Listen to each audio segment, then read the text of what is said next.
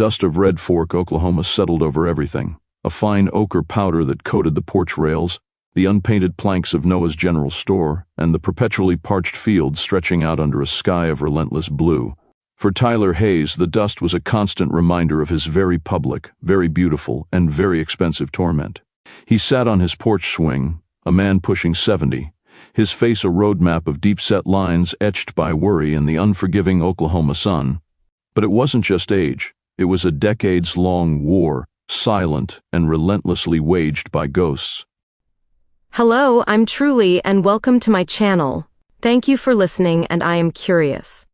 Where and what time are you hearing this story? Please, let me know where you are hearing this in the comments below. Lastly, for more stories, be sure to like, subscribe, and turn on notifications. 40 years. 40 years since he'd stood in the summer heat, the scent of fresh picked peas heavy in the air, and watched the faces of the itinerant workers he'd hired. Young men, mostly, some with families huddled in the back of creaking trucks. He'd promised them a fair wage, enough to get them through to the next town, the next harvest. But Tyler had always prided himself on his shrewdness, on his ability to turn a nickel into a dime, often at the expense of others. When it came time to pay, he'd smiled, a predatory gleam in his pale eyes, and offered them half. "Times are tough, boys," he'd drawled, his hand resting casually on the revolver holstered at his hip, a common enough accessory for a farmer in those parts, but in that moment, a pointed threat. "Take it or leave it. Or I could call the sheriff. Say you caused a ruckus. You wouldn't want that on your record now, would you?" He'd seen the look in their eyes then, a mix of defeat and simmering fury. They'd taken the pittance, grumbled, and disappeared down the dusty road, leaving Tyler feeling smug, his pockets heavier, his conscience untouched. He'd thought nothing more of it. Just another shrewd deal. Another step up the ladder. The first sign had appeared 2 weeks later, not in his corn nor his wheat, but in a newly tilled field he'd just sown with soybeans. A splash of defiant color, a scattering of crimson poppies, and a defiant blue chicory, their delicate petals mocking his carefully laid rows. Tyler had scoffed. A few weeds. He'd sent his hired hands out with hoes, and they dug them up. Then, a fortnight later, more and more. Not just a few, but hundreds, thousands of seeds, broadcast with an almost artistic precision. They were everywhere, among his promising cotton bolls, intertwined with his emerging corn stalks, even sprouting stubbornly from the margins of his irrigation ditches. He'd spent $25,000 that first season, a fortune in 1950, hiring every able body in Red Fork to painstakingly weed and reseed. His crops, though salvageable, had been stunted, his yields significantly reduced.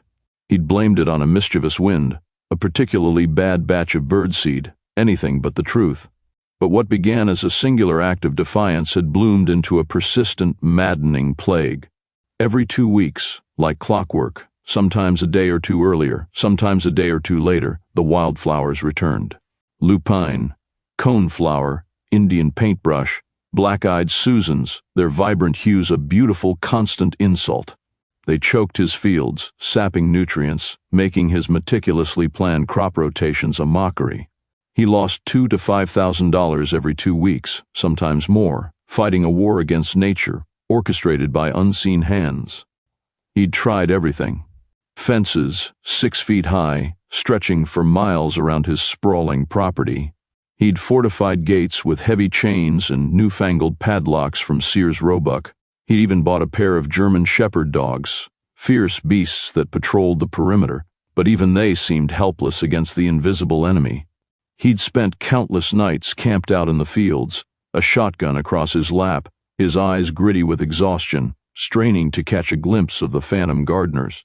He'd spotted nothing, not a shadow, not a whisper. He'd gone to Sheriff Brody, a man whose face was as craggy as the Oklahoma landscape itself. Brody, who'd served in Red Fork for 3 decades, listened patiently, chewing on an unlit cigar. He'd investigated, of course, questioned Tyler's few remaining hands, most of whom had worked for him for years, their faces impassive. He'd walked the fields with Tyler, scratching his head at the baffling pattern of the blooms. "They're spreading awful even, Tyler," Brody had mused, kicking at a cluster of stubborn blanket flowers. "Almost too even for just wind or birds. These ain't native to these parts either, not all of them. Someone's bringing 'em in. I know that, Brody. Tyler had snapped, his voice raw with frustration. But who? And how? They got wings? They parachute in from the sky? Brody had just shrugged, his eyes scanning the horizon. He'd never found a shred of evidence, never even a suspicious footprint. The locals, he'd reported, had no idea. But Tyler knew better. The townsfolk, who had never quite forgotten Tyler's particular brand of prosperity, watched with a quiet, almost smug satisfaction. The story of Tyler Hayes and his cursed fields was a local legend, whispered in the barber shop, over coffee at the diner, and among the women quilting on their porches. No one said a word, no one pointed fingers, but a subtle shift had occurred. Farmers who used to respect Tyler's shrewdness now offered him pity. A slow, knowing shake of the head. Children pointed at the vibrant patches of color on his land, oblivious to the financial ruin they represented. Some folks even started calling him Wildflower Tyler. He hated it. Hated the whispered name, hated the silent judgment, hated the beautiful accursed blooms. As the years blurred into decades, the problem didn't abate. If anything, the perpetrators, whoever they were, became even more audacious. Once, Tyler had hired a crew to plant soybeans right up to the very edge of his property line, leaving no buffer. The next morning, a perfect semicircle of wild phlox and coreopsis bloomed just beyond the fence, mocking his meticulous efforts. Another time, after a particularly heavy rain, he found vast swathes of his prime wheat field painted in the deep purples and yellows of wild iris and dandelions, plants that thrived in damp conditions.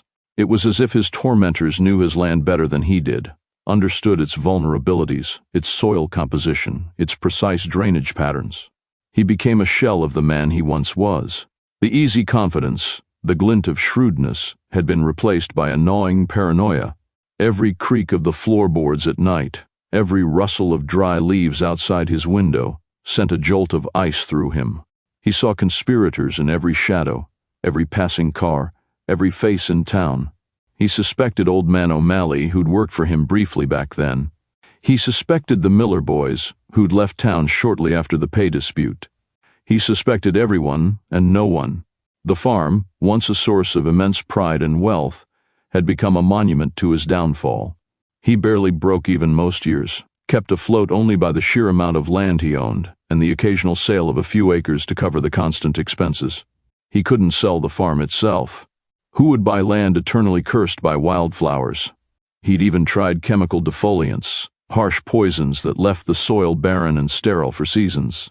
But even through the scorched earth, the seeds would inevitably find purchase, a few resilient shoots pushing through the dead ground, a testament to an unyielding will. Now, as he watched the setting sun paint the sky in fiery hues, Tyler felt the familiar dread. It was Thursday. 2 more days until Saturday, the usual time.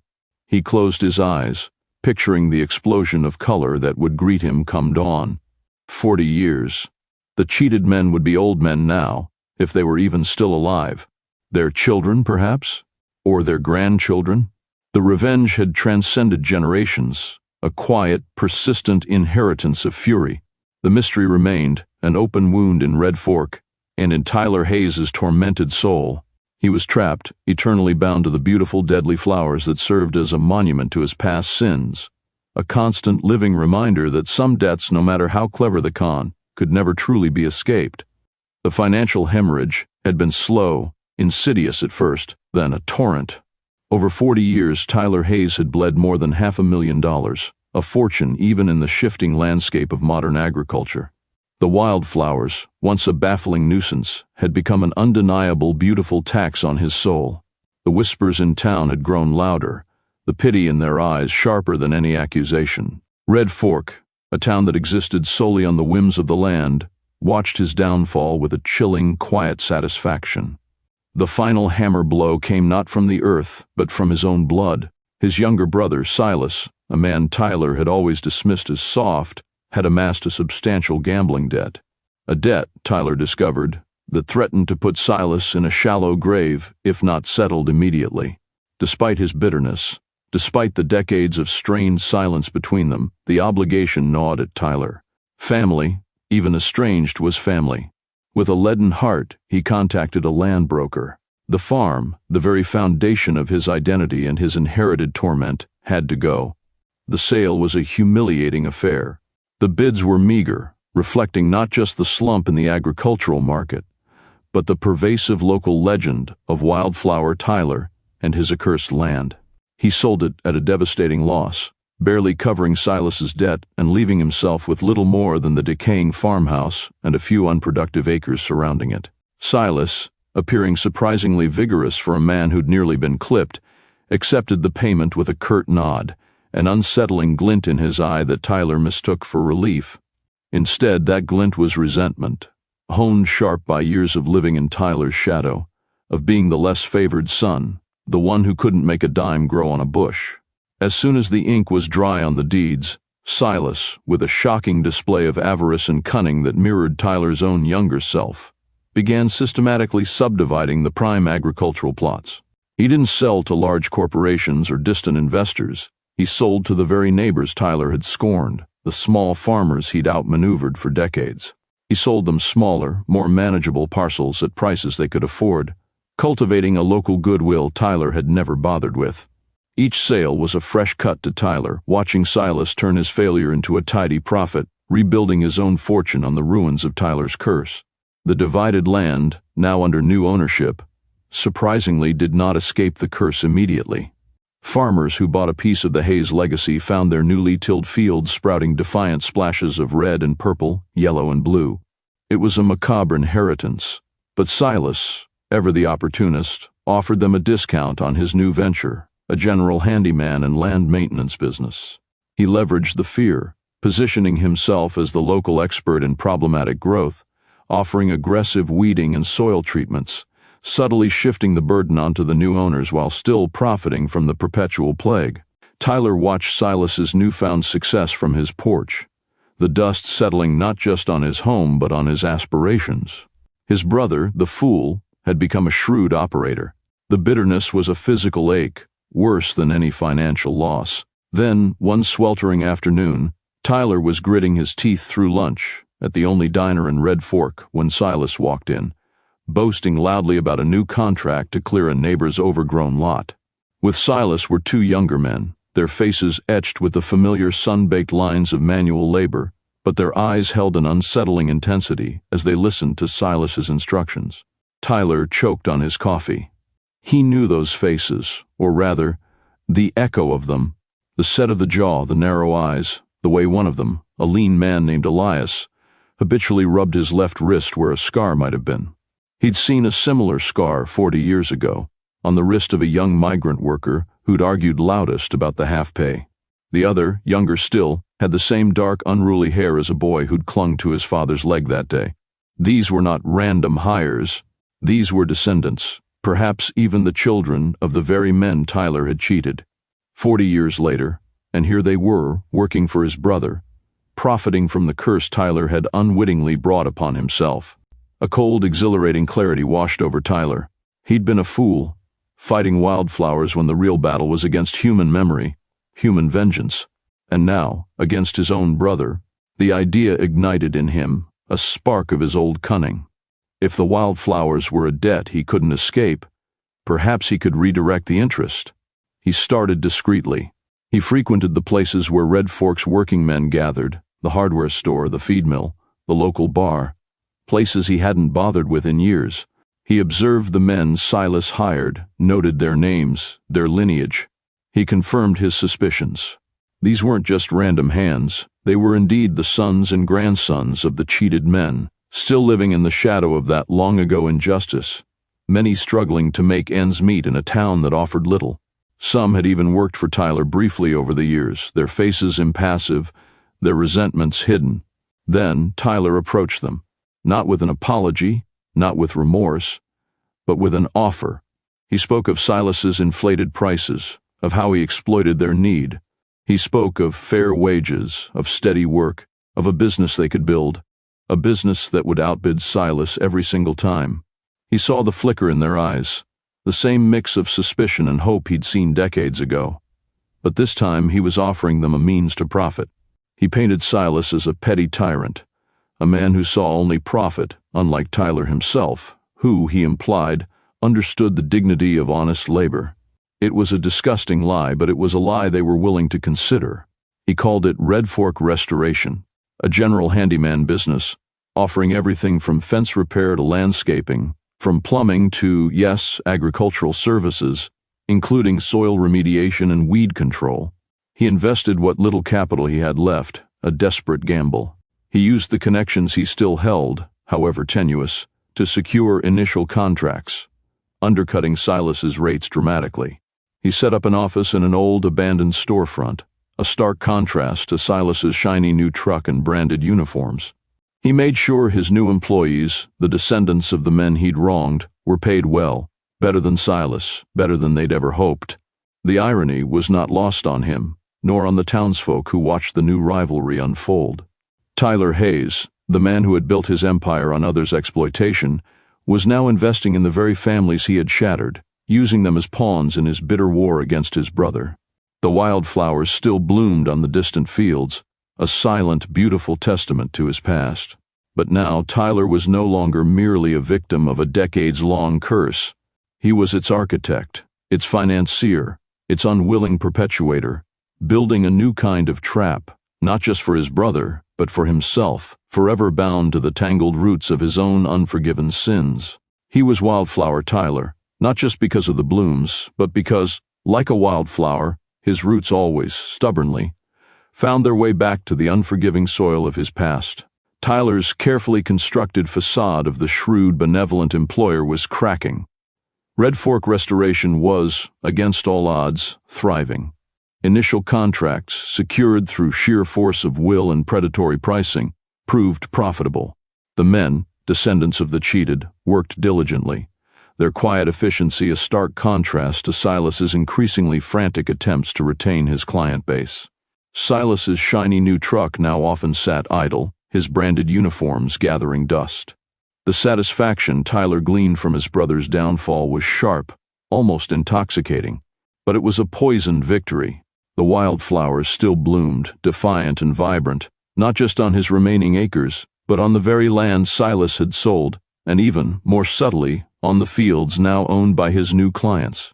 He'd promised them weed control, soil remediation. He was now, ironically, profiting from the very curse he himself created, a curse that continued to spread, an inescapable reminder of his past. The dread, a cold knot in his stomach, tightened with each passing day. Thursday. 2 more days until Saturday. The usual time. He'd lived with it for 40 years, the creeping certainty that dawn on Saturday would bring another explosion of color, another parcel of his family's legacy overtaken. But now, it wasn't just his land. It was Silas's land, his client's land, and suddenly, it wasn't just a curse. It was an active, malevolent act. The first clue had been subtle, a throwaway comment at the feed mill. One of the old-timers, oblivious to Tyler's presence, grumbled about how that damn Elias always seemed to know exactly when a field was being treated, or when a new crop was going in. Flies over like a damn buzzard, the man spat. The next thing you know, your ditch is full of those infernal petals. Elias, the lean man who rubbed a non-existent scar on his wrist, the one Tyler had immediately recognized as a descendant of one of the loudest complainers from 40 years ago. Elias, now one of Tyler's most efficient and trusted employees in Red Fork Restoration. Tyler felt a chill that had nothing to do with the Red Fork wind. He started paying closer attention. Elias, despite his quiet demeanor, had an uncanny awareness of planting schedules, of when the crop dusters would be out. He'd often volunteer to help with initial surveys of newly purchased plots, always with an excuse to be out near the boundaries.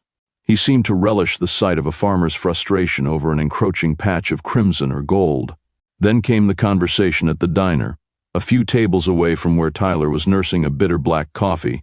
Elias was talking to another one of Tyler's new hires, a younger man named Caleb, whose father, Ben, had been a field hand during the fateful harvest 40 years ago, one of the many whose wages were halved. Caleb, like Elias, was unusually knowledgeable about the local wind patterns, the perfect conditions for airborne dispersion.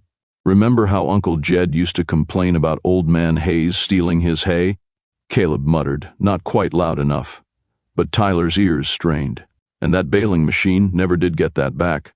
Said they'd borrowed it for a week, then it just vanished. Elias nodded, a grim satisfaction on his face. Jed was always saying, "He who sows discord shall reap thorns." But we thought wildflower seeds were a little more poetic and colorful. Harder to miss. Tyler's coffee cup clattered against the saucer, drawing a brief, dismissive glance from the two men. His blood ran cold, then boiled. Uncle Jed, Jedediah Hayes. That was Silas's father-in-law, the man who owned the adjoining farm for decades, a farmer Tyler's own father had a contentious relationship with. The hay and equipment theft. Tyler remembered his father, a man as cunning and ruthless as Tyler himself, boasting about those very borrowed items. It wasn't just the migrant workers. It was a broader, deeper web of grievances. And the son-in-law of that very farmer, Jedediah, was Elias. Elias, now married into the Hayes family by virtue of Silas's marriage, hence Tyler's nephew-in-law by a convoluted twist of fate, but originally the son of one of the cheated migrant workers. The pieces clicked with horrifying precision. Elias was not just a descendant of the cheated migrant workers. He was the son-in-law of that particular farmer, Jedediah, whose hay and equipment had been stolen by Tyler's own father. This specific personal vendetta was intertwined with the larger multi-generational one. And Elias was the architect of the ongoing floral assault. Every time Tyler's family, or now Silas's, or even the new landowners, dusted the fields, a euphemism for preparing the land for planting, often involving tilling or chemical treatment from the air, Elias, with his small personal drone, or even a low-flying ultralight he sometimes used for surveys, would fly over and scatter 50-pound bags of wildflower seeds across the properties.